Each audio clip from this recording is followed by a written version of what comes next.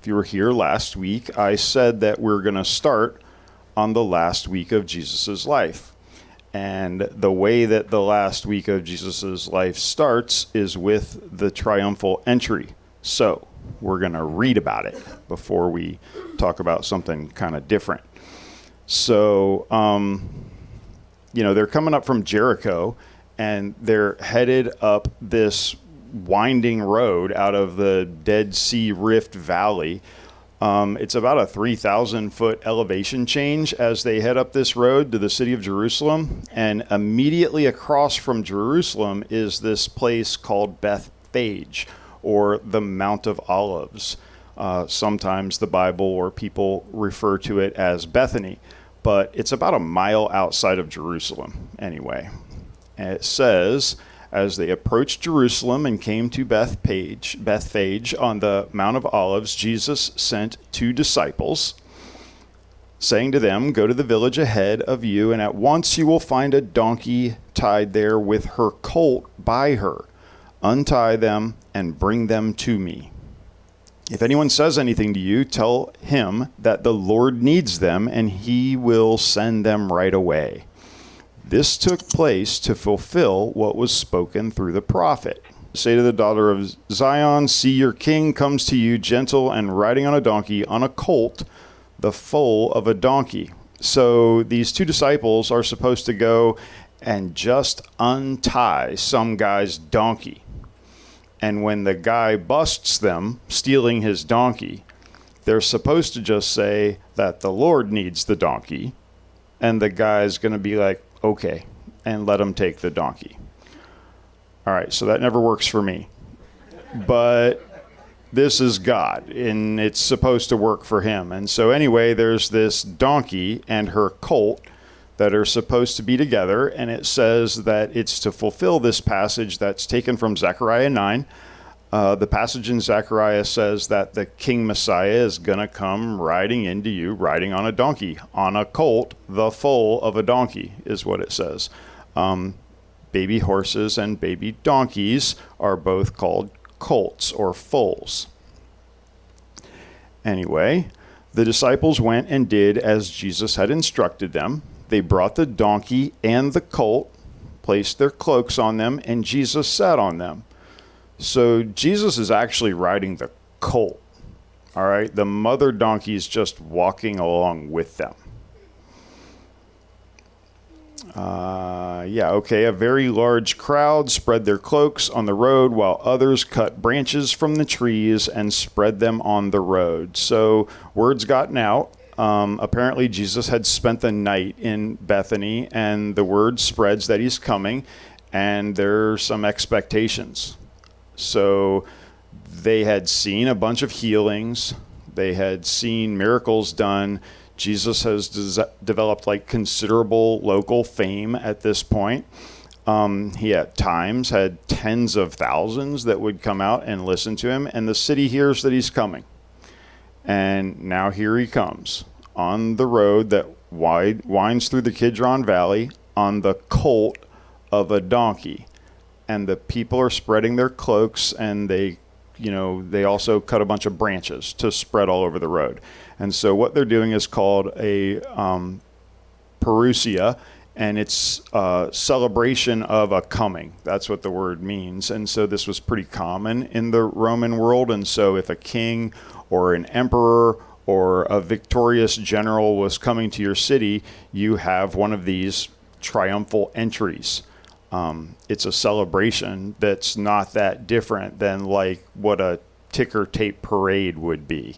We had more than a few of them in this country after World War II. And so that's kind of what's going on here. And laying these things on the road is a gesture that's kind of like rolling out a red carpet. And so we would be familiar with this custom even from other historic sources. All right. And yet this particular parousia has some strange aspects to it. The crowds that went ahead of him and those that followed shouted, "Hosanna to the Son of David. Blessed is he who comes in the name of the Lord. Hosanna in the highest." And so they're calling Jesus the Son of David. and that's code. All right, the Son of David refers to the Messiah. They're calling Jesus the Messiah here. When Jesus entered Jerusalem, the whole city was stirred and asked, "Who is this?" The crowds answered, "This is Jesus, the prophet from Nazareth in Galilee." And so let's add to this account that we just read in Matthew. We're going to look at Luke's account, and it's going to add a few more details that Matthew left out. We're going to pick up right as the people are like laying things in the road. And it says that they sang, "Blessed is the King who comes in the name of the Lord, peace in heaven and glory in the highest." And so it's a quote from Psalms 118. So Psalms 118 is an undeniably messianic psalm, and it's intended to be sung to the Messiah when he shows up. All right, and so some of the Pharisees in the crowd said to Jesus, "Teacher, rebuke your disciples." And so did you hear that they're calling you the Messiah? All right, they're calling you the Son of David. They're even singing Psalms 118. You better make them stop. Okay, but we are going to take a minute and consider a couple of things here. And so this is kind of like a triumphal entry, but it's kind of not like a triumphal entry. And so in a normal triumphal entry, the king or the general or whatever comes in like in a great chariot with jewels all over it and gold leaf, decorating parts of it, and big white horses pulling it down the road. They wore like gilded armor. It's a picture of glory and power. And sometimes they would just come in on horseback, like riding the, giant white stallion thing. And so this one's a little bit different than that. Jesus is riding the colt of a donkey. And I don't know what you know about donkeys, but this is like a Jesus donkey, all right? This is a little animal. They're really quite small. And so don't confuse donkeys with mules. Okay, mules can be as big as horses. Donkeys are little. And the colt of a donkey would be very, very small. So Jesus's feet may be dragging on the ground. Okay, this would look a little bit like he was riding a dog.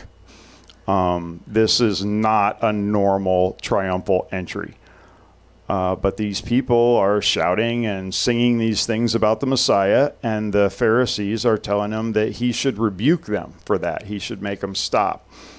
And if you've been here to this church and been paying attention for this study of Matthew, then you've seen several places where Jesus has like healed someone, and then he's told them not to tell anybody. And so when someone says that he must be the promised one, he always tells them not to tell anybody. Peter says, "You're the Christ, the Son of the living God." And Jesus says, "Tell no one." Okay, and so when they come down from the Mount of Transfiguration, Jesus tells them not to tell anyone. All right, they're not allowed to say what they saw. And so he would always tell people this. And so he's trying to keep this somewhat suppressed. But on this occasion here, his position changes a little bit. He says, "I tell you," he's talking to the Pharisees that are telling him to stop. "I tell you," he replied, "if they keep quiet, the stones will cry out." And so he's basically like throwing back the blanket, and he's going to put this right in their faces. They're just going to have to deal with the fact that he is claiming to be the Messiah. All right, so yeah, this song here does come from Psalms 118, verse 26. And by refusing to hush the people that are singing, Jesus is basically claiming that he deserved to be hailed as the Messiah. And really, he's giving this religious leadership an ultimatum. They're either going to have to accept that this is who he is, or they're going to have to move against him. And he's basically saying that he's ready for the confrontation. And this is exactly why he's always hushing people before this point. He knew that if it got out that he was admitting to being the Messiah, it would bring up this reaction that would have him put to death. All right, and it would be before it was time. And so he knew it was going to come to that. He said as much a couple of different times. We just read last week where he told them that the Son of Man would be persecuted and put to death. But he also kept saying these things like, my hour has not yet come. He's trying to keep things down so that he wasn't put to death prematurely and before he got all of his message out. And all that changes right here at this point. Okay, he knows that this is it. And so now he's like right up in their faces, and he's saying that this is so true, what these people are saying, that he is the Messiah, that if these people weren't yelling it out, then the rocks would cry it out. And so here's the situation. We have Parousia, but it's sort of a strange Parousia. Okay, so instead of a powerful and majestic king coming in, there's this guy like riding in on a little donkey. And so we have a few little ironies that are starting to pile up. It's not a normal king. It's a king that serves. This is the king that we'll see later in this same week wrap himself up in a loincloth and get down to wash a few dudes' feet. And so he's not like a normal king. The world's never seen a king like this. Kings are supposed to be glorious and awe-inspiring. And this is a dumpy little donkey with a guy in a robe sitting on it. All right, but this is actually straight out of the scriptures. This scene is predicted in the Old Testament. We also see that where he should be like, finally, right? Like all these thousands of people get it. They finally understand who I am. Should be great for him to be praised and exalted by all of these people. Jesus has a very different response. As he approached Jerusalem and saw the city, he wept over it.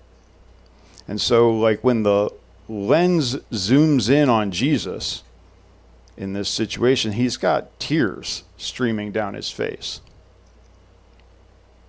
And he says, if you, even you, had only known on this day what would bring you peace, but now it's hidden from your eyes. The days will come upon you when your enemies will build an embankment against you and encircle you and hem you in on every side. And he's saying this to the city.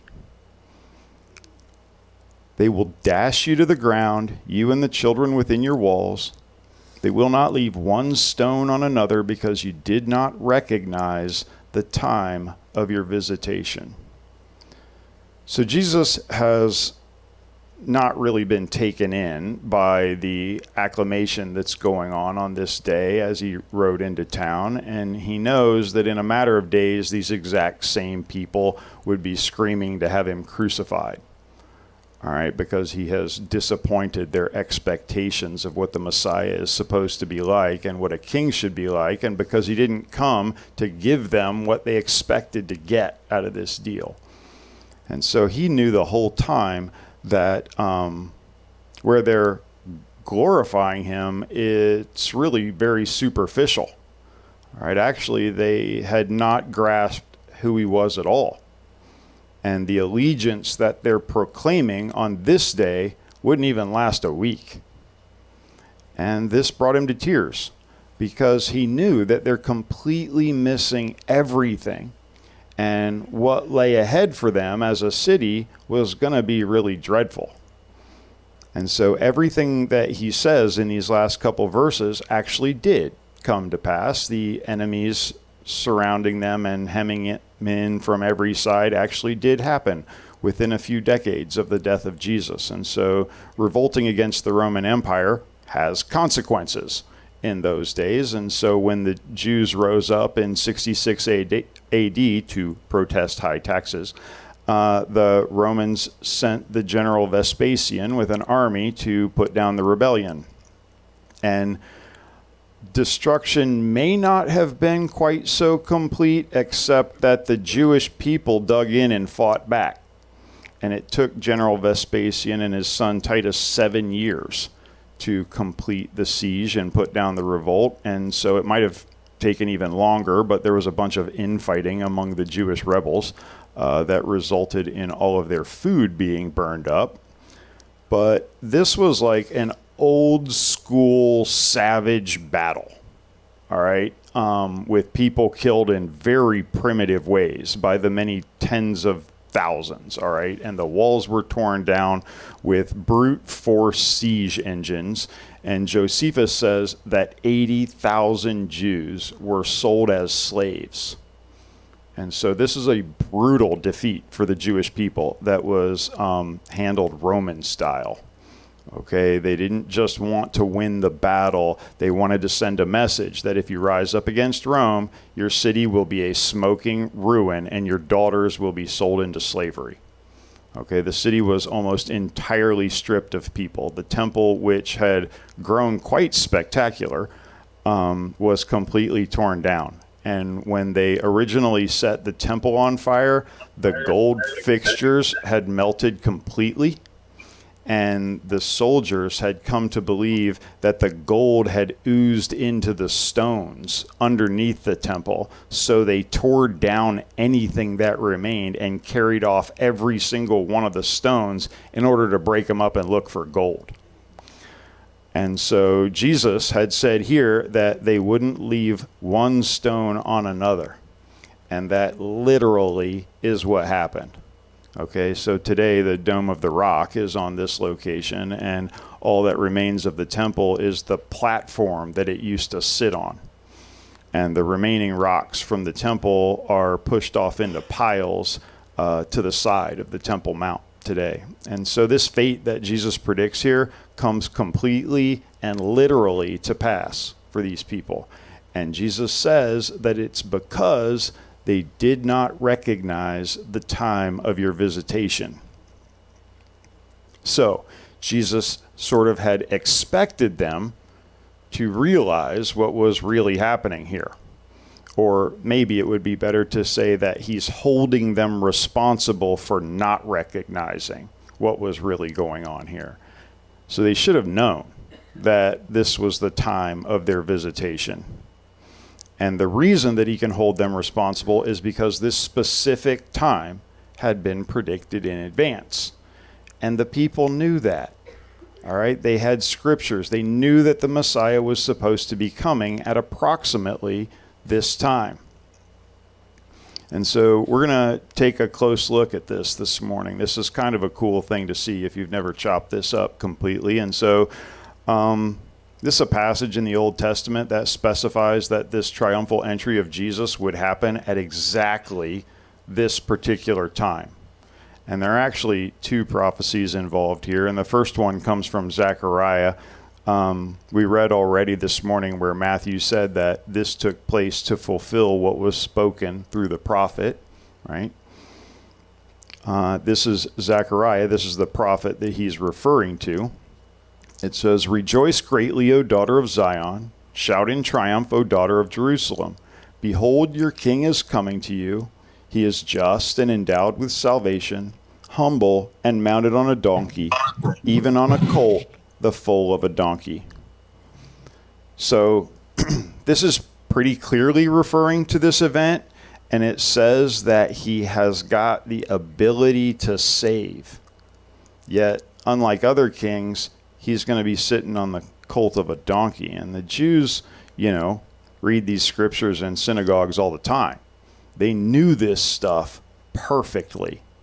A guy on the colt of a donkey would be a recognizable sign of the Messiah. And as modern people, we have the ability to read both of these passages. All right, we can read the prophecy in Zechariah, which was written around, somewhere between 450 and 500 BC. And we can read the fulfillment of the prophecy in the Gospels, like what we just read in Matthew 21. And you can see that there are certain problems with what we're reading here. And so Jesus had read all of these predictions. And so if he's just some guy that's volunteering to be the Messiah, then he knows he has to ride into Jerusalem on a donkey. And so he could set this up. right? Basically fulfill this prophecy on purpose. And so really him riding into town on a donkey is just not that remarkable if you look at it that way. And so all he needed to do was find a donkey, and he's got this whole prophecy thing covered. And so there are some prophecies that are this way. It is possible to fulfill them intentionally. But the other prophecy that we're going to look at this morning is not this way. So this other prophecy does not have the limitation of being able to be fulfilled on purpose. And so the other prophecy that we're going to look at this morning is like the super down and dirty quick version of this time of your visitation that's predicted in Daniel. All right, so here's the prediction itself. This comes from Daniel 9:24, and we're definitely cutting to the chase here. All right, but Daniel has been praying to God for why the people have been in captivity for 70 years, and he's been studying the other Old Testament books that predicted this particular captivity. And he's writing this book from Babylon, which has now been taken over by the Persians, and an angel shows up and gives Daniel this announcement. The angel says, 77s are decreed for your people and your holy city to finish transgression, to put an end to sin, to atone for wickedness, to bring in everlasting righteousness, to seal up vision and prophecy, and to anoint the most holy.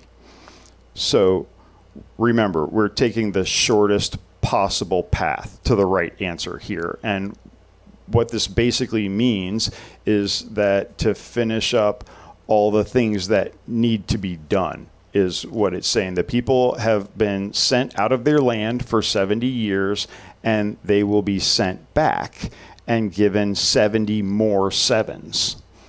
Okay?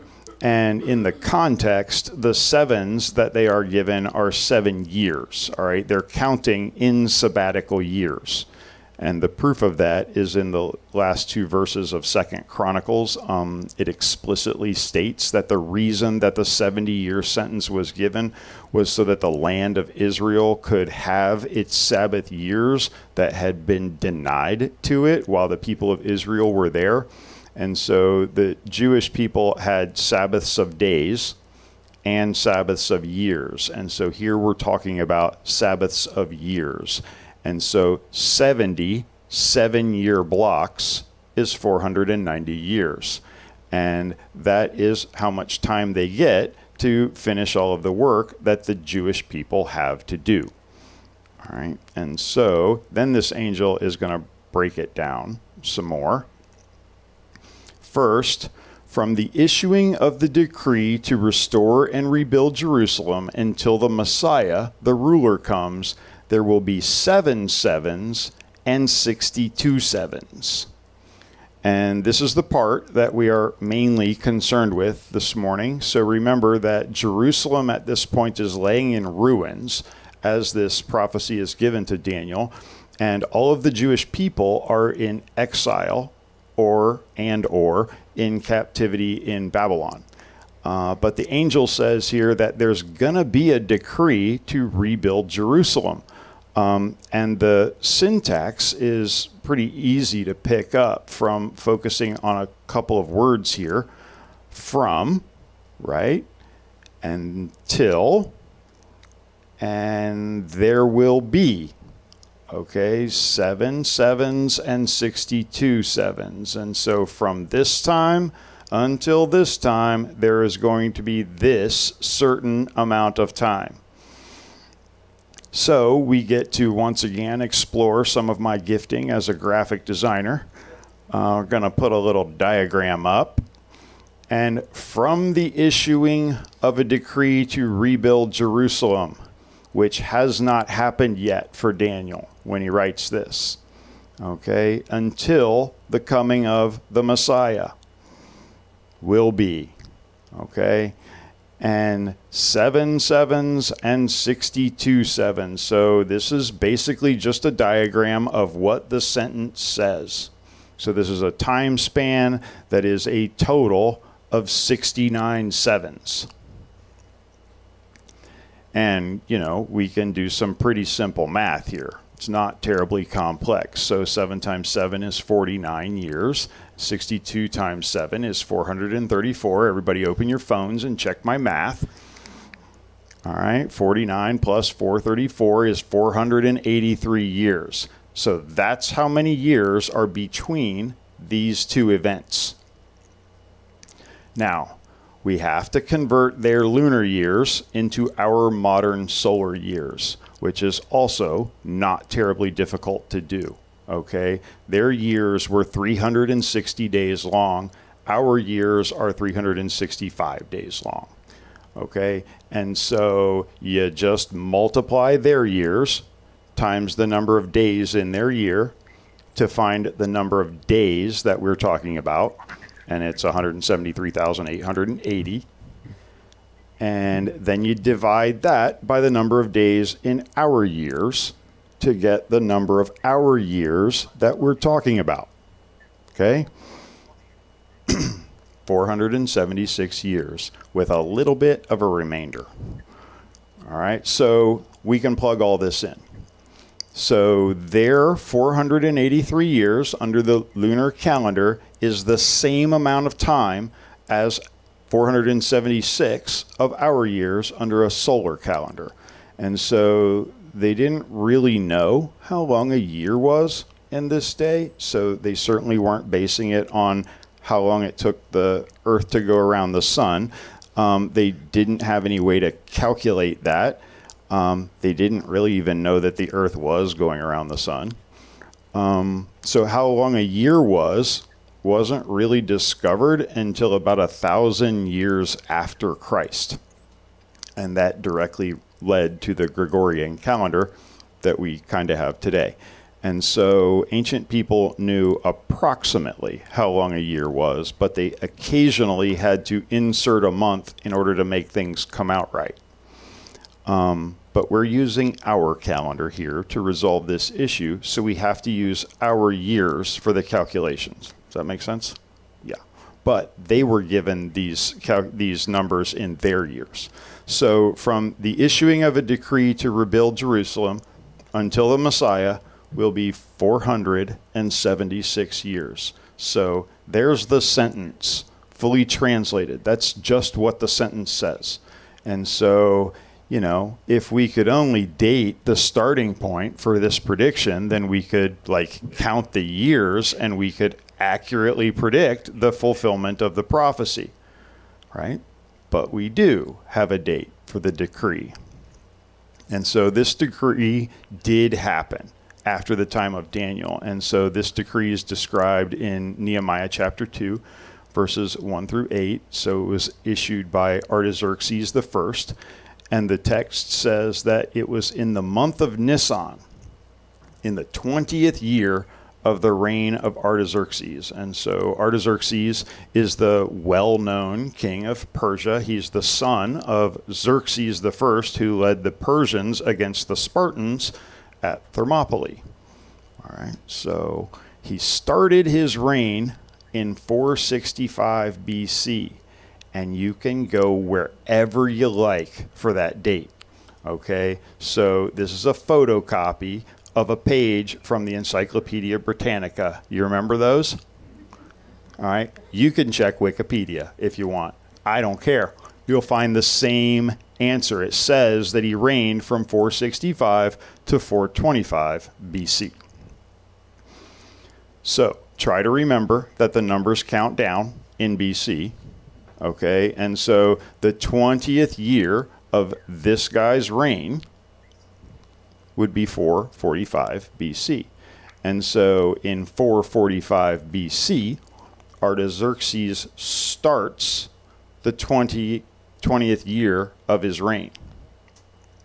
But Nehemiah says that the decree was given in the month of Nisan, which is in the spring. The reign of Artaxerxes began in the fall, so his 20th year would begin in the fall of 445 and goes until the fall of 444.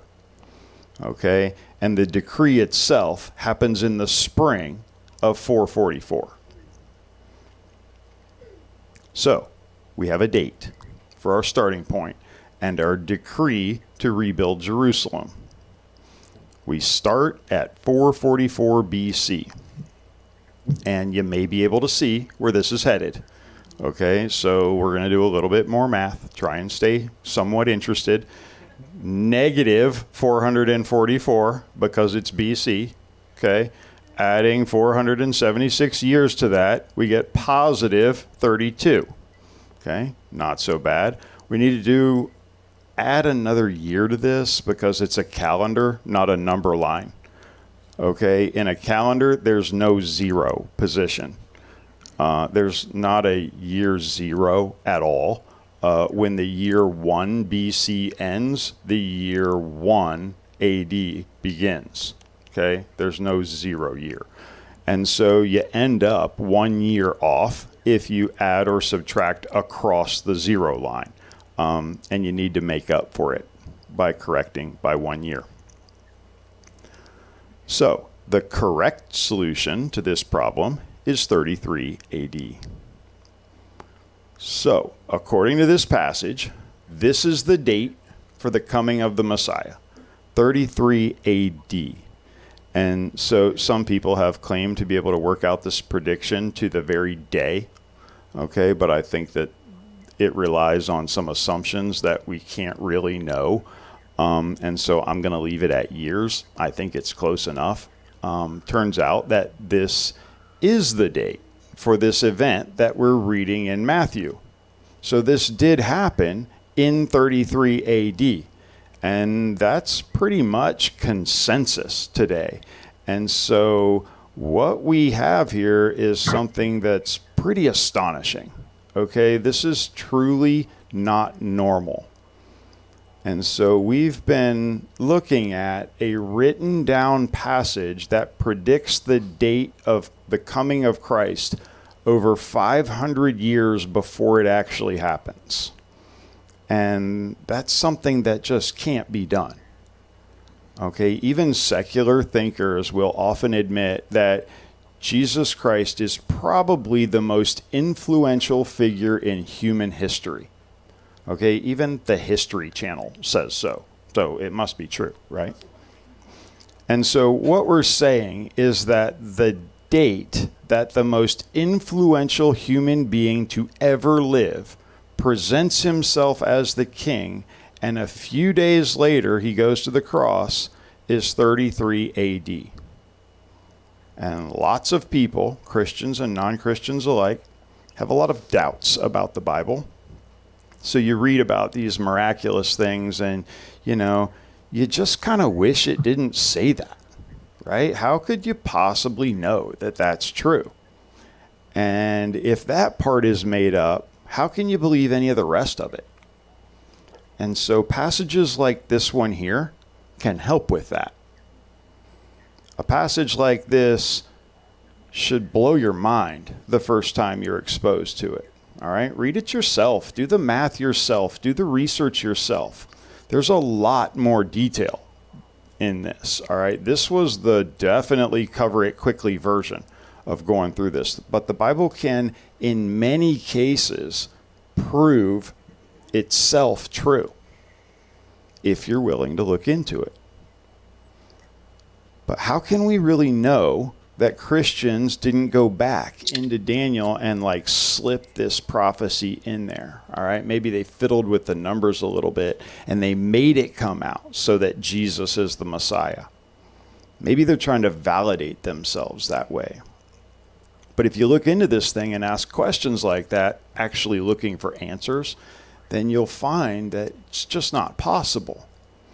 Okay, we have pre-Christian copies of the book of Daniel and fragments of the book of Daniel that include chapter 9.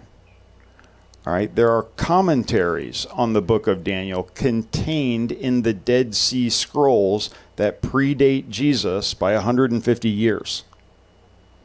And so the book of Daniel is in the Septuagint, which is the Hebrew Old Testament translated into Greek. The Septuagint was put together around 180 BC.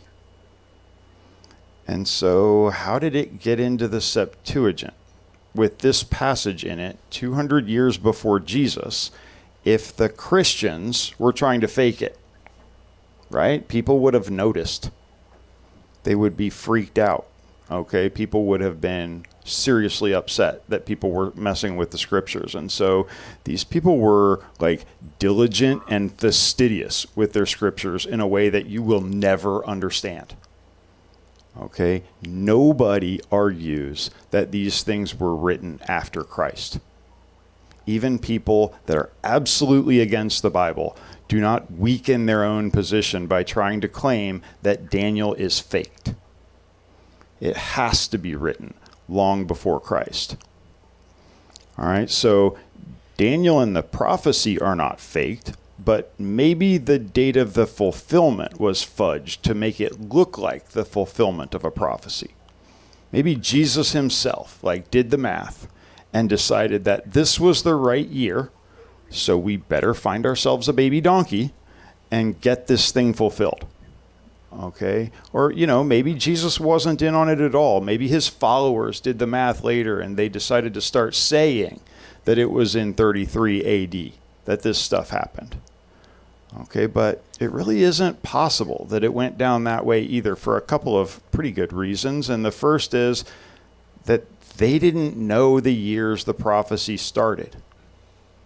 Okay, we can date the 20th year of the reign of Artaxerxes to the year, but they couldn't do that. Okay, they didn't have the same obsession with minutes and years and calendars that we do. They didn't keep those kinds of records. They knew that it was about the right time. According to Josephus, the people in Israel knew that Daniel's prediction was at hand and that the Messiah should be coming. And Josephus' thought was that it referred to an event that happened in 70 AD. He was off by 37 years. And Josephus is Jewish. And so that's about as close as they could get. They didn't really know. But they knew that it was sometime around this time.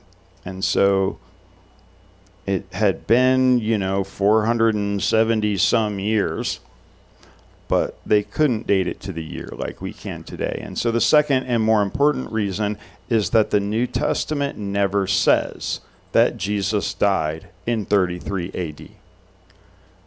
Okay, the New Testament is not trying to convince us that this prophecy was fulfilled right on time. It's us that came up with 33 AD. All that the New Testament gives us is various chronological notations. It happened under, Tiberius Caesar. Jesus was born under the governor Quirinius. Herod the Great tried to put Jesus to death when he was a baby.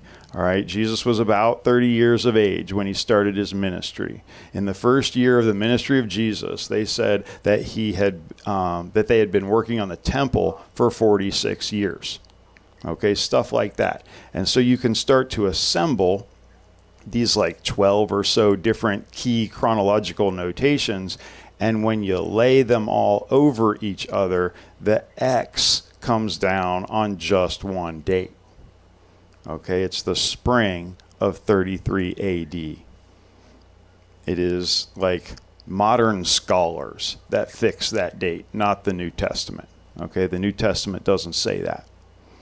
To fake this, the writers of the New Testament would have to correctly anticipate how future scholars would determine the dates of events and write the clues according to how we would interpret things without actually giving us the date.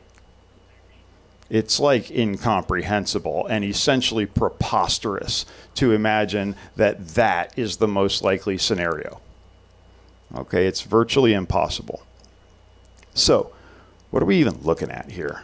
All right, so we got in front of us a text that defies any reasonable explanation. All right, it's a flat-out miracle, and you can and should go verify it yourself. And we would not even need the New Testament to know that this came true. Okay, if the New Testament had never been written, we would still know. There are secular, non-biblical sources that we can get all of this from. And so Tacitus is an example of this. This guy's a Roman historian. And in the Annals 15 and 44, he's writing about the persecution of Christians after the burning of Rome by Nero. And he says, consequently, to get rid of the report, Nero fastened the guilt and inflicted the most exquisite torture on a class hated for their abominations, called Christians by the populace. And so if you didn't pick this up, Tacitus is not a Christian. Okay, and in this article, he's talking about the fact that the Christians deserved to die, but not with the cruelty that Nero inflicted on them. Because, you know, the cruelty that Nero is attacking the Christians with actually turned people sympathetic to the Christians instead of like people being excited that they were being killed. And so he goes on to explain, Christus, from whom the name had its origin, suffered the extreme penalty. So extreme penalty is a euphemism for crucifixion. During the reign of Tiberius, at the hands of one of our procurators, Pontius Pilate, and a most mischievous superstition, thus checked for the moment, again broke out not only in Judea, the first source of the evil, but even in Rome, where all things hideous and shameful from every part of the world find their center and become popular. Okay. I'm not sure what his deal is with Rome, but, you know, the job of Tacitus was as a record keeper in the Roman archives. He had direct access to all of the Roman historical records. And it was using these records that he wrote, you know, his lengthy history of the first century of Rome.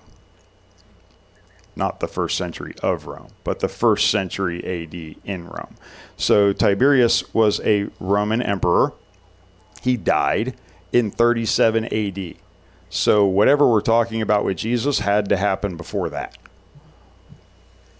Pilate was the procurator of the region, but only from 26 to 36 AD.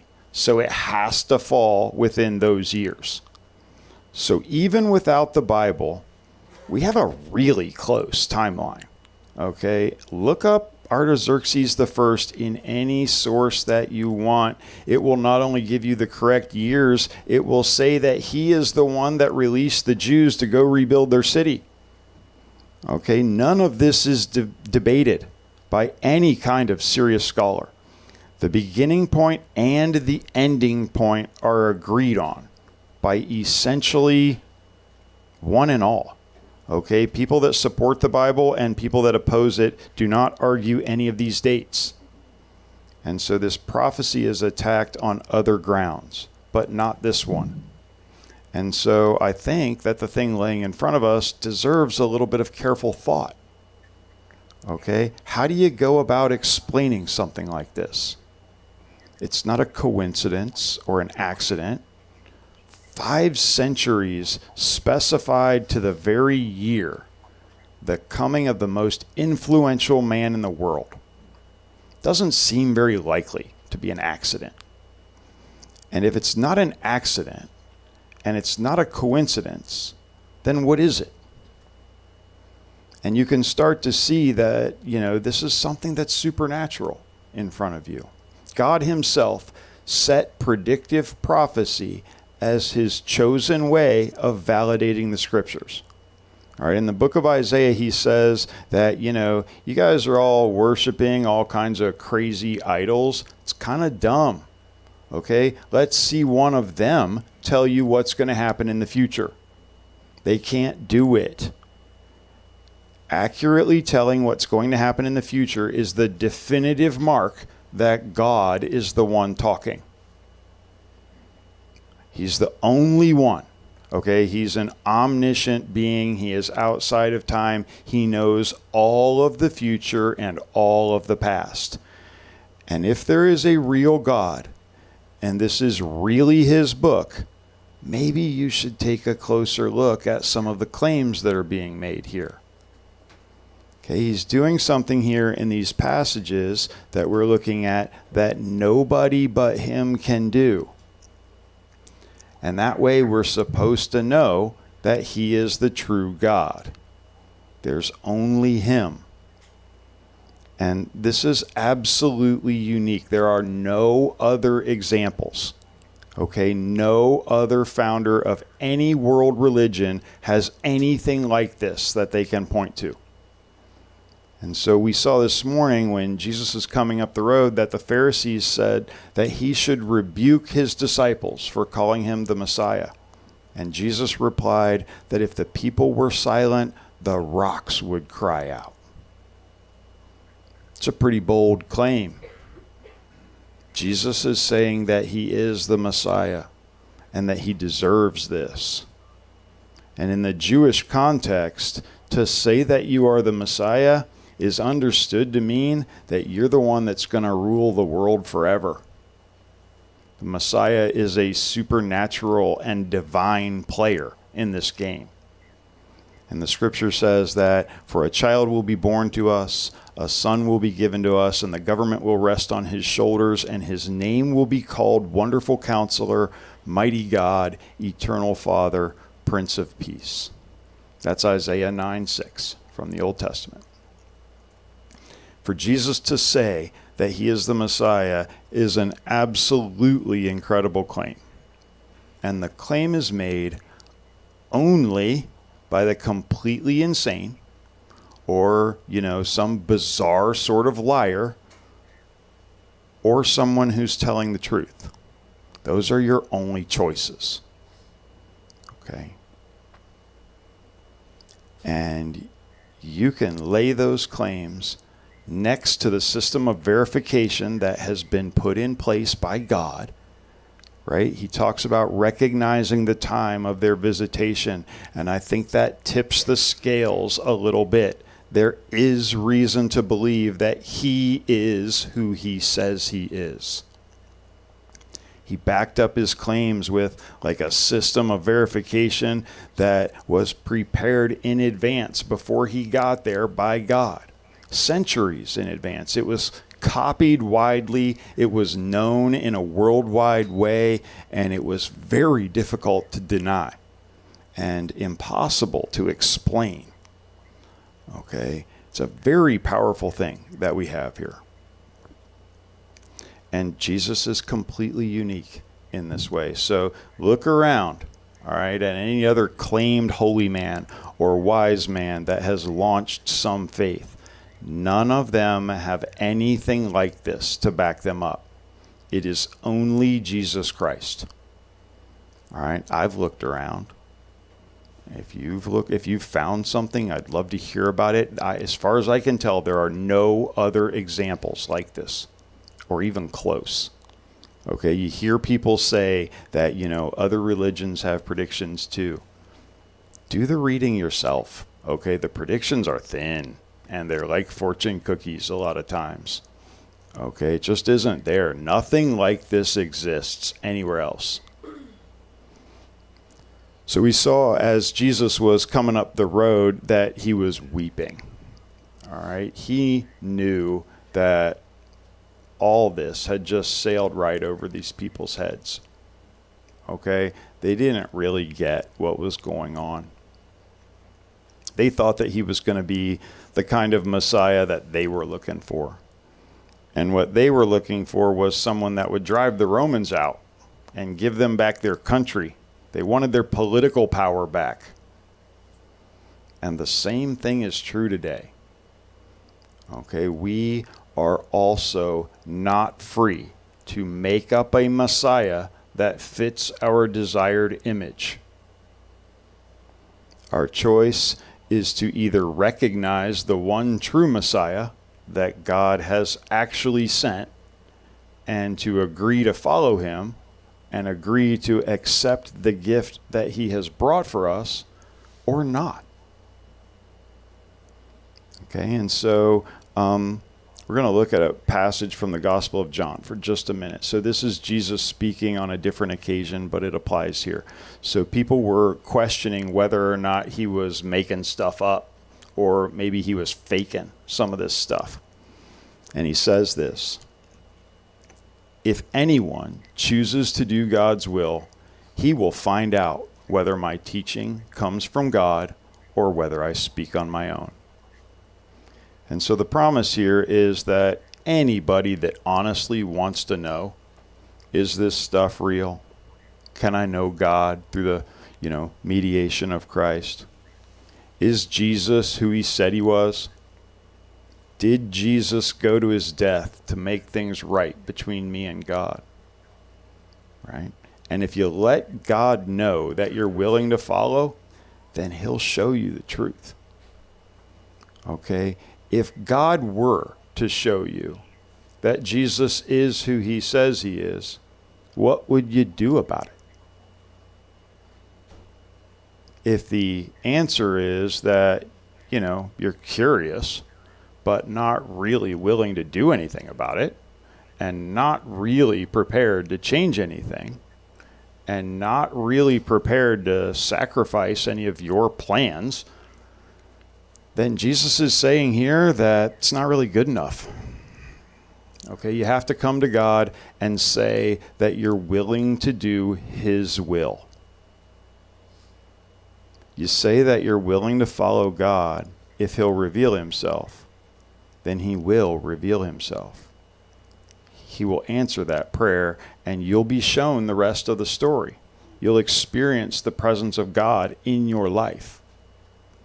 And then in addition to this external evidence that he set up to show us that this is probably true, there will be like an internal event that is an actual interaction with God.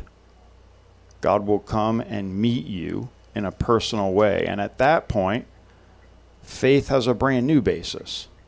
Okay, you are experiencing God, and you know that he is with you. And that's a different kind of powerful faith. And in looking at Matthew 21 and Daniel 9 this morning, I think that we've looked at some pretty compelling reasons to be willing to check into things deeper. Okay, God says that if you come looking and you're willing to adjust yourself to the truth that you find, then he'll show you the truth. And you can come to know Christ through a personal encounter with God. And so this would be the most life-changing day of your life if you were to decide to do that. This would be the day that you met God in a personal way. And I'm not talking about joining some church, okay? I am talking about God revealing himself personally to you. So if you never have, you should do this. Okay, you have no good reason not to ask God to show you the rest of the evidence. And you can do it right where you're sitting right now. Okay, as we close this thing down in prayer in a minute, all right, he'll do it if you ask him. Because God is like eager to be in a relationship with you.